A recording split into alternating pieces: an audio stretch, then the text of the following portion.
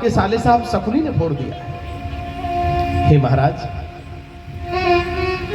आपके बड़े पुत्र, ज्येष्ठ पुत्र दुर्योधन वारणावत नाम के गांव में लाख का भवन बनवाकर लाक्षागृह में जलाने का षड्यंत्र जो पांडवों को किया है, ये बहुत ही दुर्भाग्यपूर्ण है महाराज। एक पुत्र को त्याग देने से अगर सारे पुत्र के प्राण बचे जाते हो, पूरे परिवार के प्राण और पूरा राज्य निष्कंटक हो जाता हो, तो क्यों नहीं त्याग देते महाराज। मेरे भाई बहन, उसी समय दुर्योधन आया। दुर्योधन ने कहा, अरे दासी पुत्र, मेरी कृपा से तुम्हें मंत्री पद मिला, तुम मेरे खिलाफ ही मेरे पिता को भड़काते हो, निकल जाओ यहां से। मंत्री पद त्याग करने निकलने को कहा। ऐसा लगा जैसे शरीर में किसी ने बाणों की बौछार लगाई हो। मेरे भाई बहन, परंतु जो भक्त होते हैं वो यही सोचते हैं कि भगवान जो करते हैं वो अच्छा ही करते हैं। मेरे भाई बहन, जो करते हैं वो अच्छा ही करते हैं भगवान। भक्त ऐसा ही मानकर और तुरंत ही इस कार्य को विराम दे देता है। मेरे भाई बहन, ध्यान दीजिए। और आज विदुर जी महाराज ने अपनी पगड़ी उतार कर रख दी और विदुर जी महाराज विदुरानी अपनी पत्नी को लेकर कुछ दूर चले गए जहां केले का वन था, और केला के वन में जाकर एक सुंदर पर्णकुटी बनाई और सुंदर पर्णकुटी बनाकर वहीं रहने लगे। समय बीतता चला गया। एक समय ऐसा आया जब भगवान श्याम सुंदर शांति दूत बनकर हस्तिनापुर आए, और शांति दूत बनकर जब भगवान आए तो कपटपूर्ण मैत्री का परिचय देने के लिए दुर्योधन, दुशासन, कर्ण, विकर्ण, कृपाचार्य सभी भगवान की आरती उतारने लगे, फूल बरसाने लगे। उसी बीच में हस्तिनापुर वासियों के झुंड में, उस भीड़ में विदुर जी और विदुरानी दोनों ही वेश बदलकर कालीगामा ओढ़कर और भीड़ में आकर बैठ गए कि भगवान की नजर शायद हमारी तरफ भी पड़ जाए तो मेरा जीवन विधन्य हो जाएगा। और आज जो आरती उतार रहे हैं भगवान की, भगवान उधर नहीं देख रहे और भगवान किधर देख रहे हैं। मेरा भक्त विदुर कहाँ है, मेरा विदुर कहाँ है। और जैसे ही भक्त भगवान की नजरें मिली आपस में, विदुर जी पर जैसे ही भगवान की दृष्टि पड़ी, आज विदुर जी को ऐसा लगा विदुर जी के हृदय रूपी समुद्र में आनंद रूपी हिलोरें उठने लगी। मेरे भाई बहन, आनंद ही आनंद में भर गए हैं आज विदुर जी महाराज। और आज विदुर जी महाराज भगवान का दीदार कर रहे हैं, भगवान उस ओर देख रहे हैं। जैसे ही मंच पर जब पहुंचे भगवान, तो क्या देखा कि एक स्वर्ण का सिंहासन मणि रत्न जड़ित है, जिस पर भगवान के बैठने की व्यवस्था है। भगवान गए हैं और भगवान ने कहा, अरे ये विशेष व्यवस्था। दुर्योधन कहने लगा, अतिथि सत्कार हमारे यहाँ ऐसा ही किया जाता है महाराज। भगवान ने कहा, वाह, तो तुम तो दुर्योधन नहीं हो, तुम तो सुयोधन हो। हाँ, कभी कभी दुर्योधन टाइप का व्यक्ति भी कभी ऐसी बातें करने लगेगा दिखावे में, जैसे कितना बड़ा धर्मात्मा हो। हाँ, तो मेरे भाई बहन, आज भगवान ने कहा तुम तो दुर्योधन थे ही नहीं। अब दुष्ट की देखो बड़ाई अगर कर दी आपने तो वो काम पहले करेगा। और आज दुर्योधन की बड़ाई करी भगवान ने। दुर्योधन एक तरफ बैठ गया शांति से जाकर, इधर भगवान ने धीरे से अपनी बात को रखा कि महाराज, पांडु आपके भाई थे, तो ये राज्य उन्हीं का था। केवल प्रतिनिधि तौर पे राजा आप यहाँ पर बने थे, और महाराज अब ये राज्य क्योंकि उनके पुत्र राज्य चलाने योग्य हो गए हैं, उनको दे देना चाहिए। लेकिन इस पर धृतराष्ट्र कुछ नहीं बोले। मेरे भाई बहन, तो आज महाराज की मनसा और स्थिति को जानकर कि राज्य के प्रति इनका लोभ हो गया है, इसलिए भगवान ने कहा तो पूरा राज्य नहीं, आधा ही दे दीजिए। तब भी महाराज कुछ नहीं बोले। फिर कहने लगे कि आधा राज्य नहीं तो 5 गांव ही दे दीजिए, इस पर भी कुछ नहीं बोले। तो आज दुर्योधन खड़ा होकर कहने लगा, सुच्चे गिरे नैव दास्यामि बिना युद्धेन केशवा।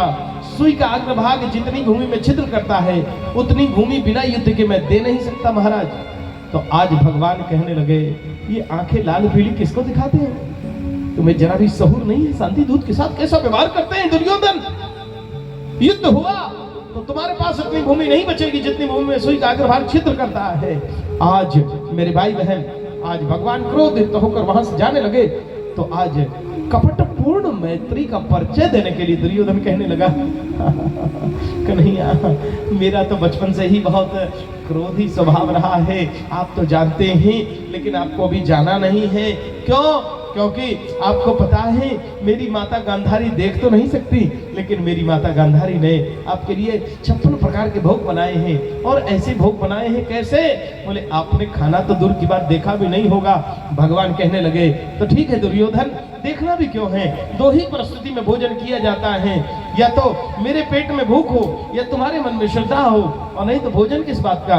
और वैसे भी मैं आज भोजन तुम्हारे घर का नहीं कर सकता, क्योंकि भोजन इसलिए नहीं कर सकता क्योंकि मेरा निमंत्रण विदुर काका के यहाँ से आया है। सुनते जाइए, विदुर जी के यहाँ का निमंत्रण था नहीं, पर भगवान ने उनके नाम की घोषणा करके उनका मान को, सम्मान को बढ़ाया है। इसलिए गुरुजी अगर आपके नाम का अनाउंसमेंट करते हैं, उद्घोष करते हैं, यानी आपका सम्मान बढ़ाने के लिए कर रहे हैं। मेरे भाई बहन ध्यान दें, और इसमें कोई बुरी बात भी तो नहीं है। हाँ, भगवान ने ही अनाउंसमेंट किया, देखिए कि आज का भोजन मेरे विदुर काका के यहाँ से है, और आज मैं तुम्हारा निमंत्रण स्वीकार नहीं कर सकता दुर्योधन। भगवान वहां से जब जाने लगे, विदुर जी के ऐसा लगा मन रूपी मयूर नाचने लगा कि देखो तो सही, एक छोटे से दास का मान कितना इस भरी सभा में बढ़ाया है, मेरे प्रभु ने मान बढ़ाया है। मेरे भाई बहन, आज दौड़े दौड़े विदुर जी महाराज चले गए गोपाओं की बजरिया में रबड़ी लेने, दूध पकौड़ी लेने, गुलाब जामुन लेने के लिए मेरे भाई बहन, और बरवाडी जैसा पेड़ा लेने के लिए, बोली बांके बिहारी लाल की, और छेना मुर्गी लेने के लिए। और मेरे भाई बहन, आज बहुत ही सुंदर झांकी भगवान की। तो क्योंकि विदुर जी महाराज तो चले गए, पर इधर से जब धीरे धीरे भगवान गए तो भगवान ने अपने चरण पादुका को उतार दिया और कुटिया का, झोंपड़ी का दरवाजा खटखटाया। अरे विदुर काका, मैं आ गया हूं, द्वारका को धीश, दरवाजा खोलो। विदुर जी थे नहीं, विदुर रानी अकेली थी, जिन्होंने आंगन में गोबर का चौका लगाया था और लकड़ी का पीढ़ा रखा था बैठने के लिए। वहां तो कोई सिंहासन था नहीं, वहां तो केवल भाव की पूजा। जो लोग ये कहते हैं कि मैं कैसे बुलाऊं, मैं बहुत गरीब हूं, गुरु जी की व्यवस्था मेरे पास नहीं है। अरे तुम्हारे पास जो व्यवस्था है गुरु जी तो उसी में राजी, बस तुम्हारे मन में भाव ऐसा होना चाहिए। जैसे जो व्यवस्था विदुरानी के यहाँ है, भगवान उसी में राजी हो गए। और भगवान ने दरवाजा खटखटाए, विदुरानी ने जब आवाज को सुना भगवान के, तो विदुरानी को ऐसा लगा जैसे जीवन का जो सब कुछ जीवन में प्राप्त हो गया हो, और स्नान करना ही भूल गई हैं मेरे भाई बहन। और आज स्नान करना भूलकर आधे वस्त्र पहने थे, आधे नहीं भी पहने थे। और मेरे भाई बहन, आज भगवान श्याम सुंदर का दर्शन करने के लिए अर्ध स्नान की अवस्था में ही चली आई है। दरवाजा खुला तो भगवान ने अपना दुपट्टा उड़ा दिया है, काकी मुझको अंदर बुलाओ। और आज विदुरानी बात विभोर हो गई, रोने लगी, भगवान को प्रेम अश्रु निकलने लगे।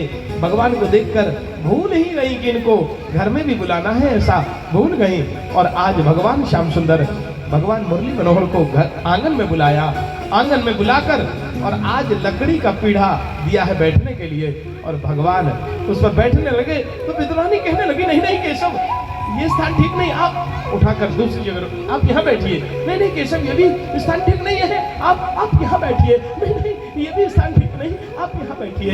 और आज आंगन के कोना में लकड़ी के पीढ़ा को उल्टा बिछा दिया, और भगवान उसी पर उल्टे पीढ़ा पर बैठ गए। भगवान के भी नेत्र सजल हो गए। भगवान कहने लगे, काकी अब तो मोकू बहुत जोर की भूख लग रही है। और दौड़ी दौड़ी विदुरानी जाकर केले के वन में से केले का फल तोड़ कर लेकर आई है, और केले का फल भगवान के सामने रख दिया है। तदीय वस्तु गोविंदा तो मेव सौरभ ग्राहणे प्रति प्रसीद भोक्त्वा प्रसीद परमेश्वरा। सामने रख दिया। विदुरानी के निरंतर दोनों नेत्रों से गंगा जमुना की धारा बह रही है, नेत्र सजल हैं, आंसुओं के पनारे निकल रहे हैं। बार बार आज भगवान कहने लगे, नहीं काकी, मुझे तुम्हारे हाथों से खाना, आज तुम्हारे हाथों से पाना है। विदुरानी ने केले का फल तोड़ा और केले का फल तोड़कर आज भगवान श्याम सुंदर को केले का फल खिलाने लगे विदुरानी। तो केले का फल खिलाना चाहिए था, छिलका को दूर फेंक देना चाहिए था, केले का फल खिलाना चाहिए था, लेकिन केले के छिलका को फेंकने की बजाय केले का फल फेंक दिया। मेरे भाई बहन, सुध बुध खो गई ना। भगवान का दर्शन करके केले का फल खिलाना चाहिए और छिलका फेंकना चाहिए, तो फल को ही फेंक दिया और केले का छिलका खिलाने लगी हैं भगवान को।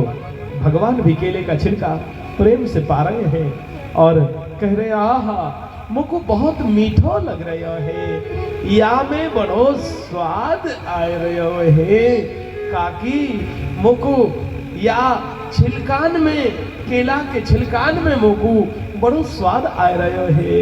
आज बार बार ये खिलाती हैं और प्रभु प्रेम से पाते हैं, केला नहीं पाते हैं क्योंकि केला वो खिला ही नहीं रही हैं, केवल केले का छिलका पाते हैं क्योंकि वो केले का छिलका ही खिला रहे हैं और भगवान प्रेम से पा रहे हैं।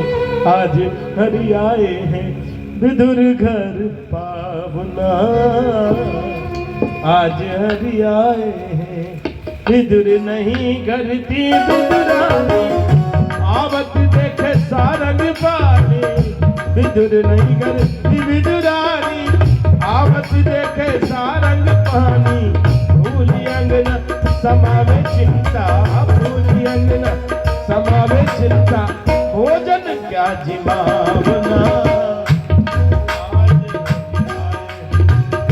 विदुर घर पावना, आज हरि आए हैं।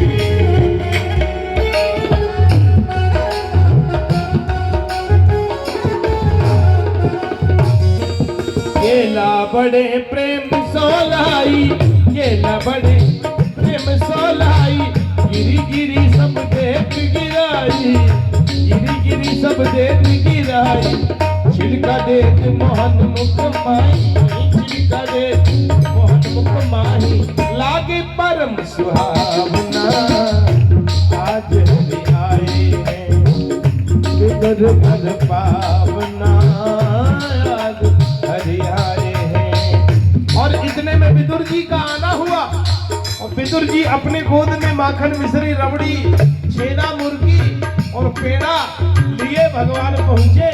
भगवान के पास विदुर जी पहुंचे तो आज विदुर जी ने देखा कि मेरी पत्नी, मेरी धर्म पत्नी तो इनको केले का छिलका खिला रही है। तो आज इतने माही विदुर जी आए, आरे खोटे वचन सुनाए, आरे खोटे वचन सुनाए, छिलका देत मोहन मुख माही, छिलका देत श्याम मुख माही, कहाँ गवाई भावना, आज हरि आए विदुर घर पावना, आज हरि। और विदुर जी महाराज ने केला लिया, बोले देवी तुमने ये क्या कर दिया?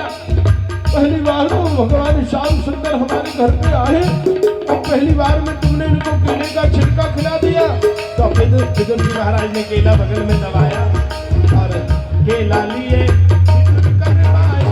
गिरी देख गिरधर मुख माही, और आज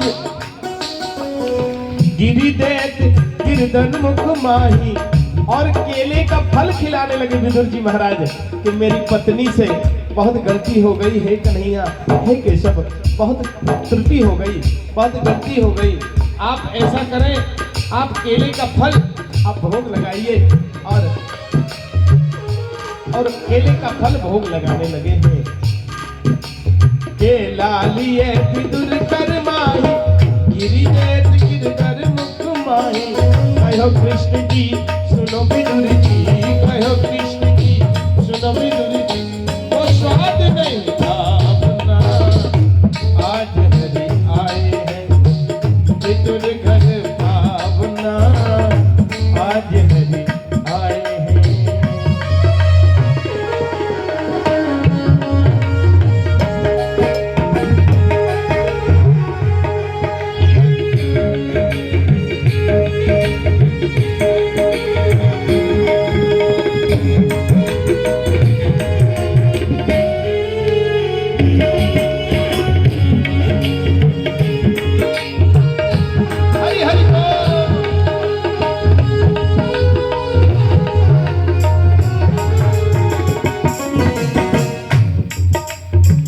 और आज भगवान कृष्ण कहने लगे हैं, बासी से रूखे सूखे, हम तो विदुर प्रेम के भूखे, हम तो विदुर प्रेम के भूखे। कृष्ण सखी धन धन विदुरानी, कृष्ण सखी धन धन विदुरानी, भक्तन मान बढ़ावना, आज हरि आए विदुर घर पावना, आज हरि आए विदुर घर पावना, आज हरि आए विदुर घर पावना, आज हरि आए विदुर घर पावना, आज हरि आए विदुर घर पावना, आज हरि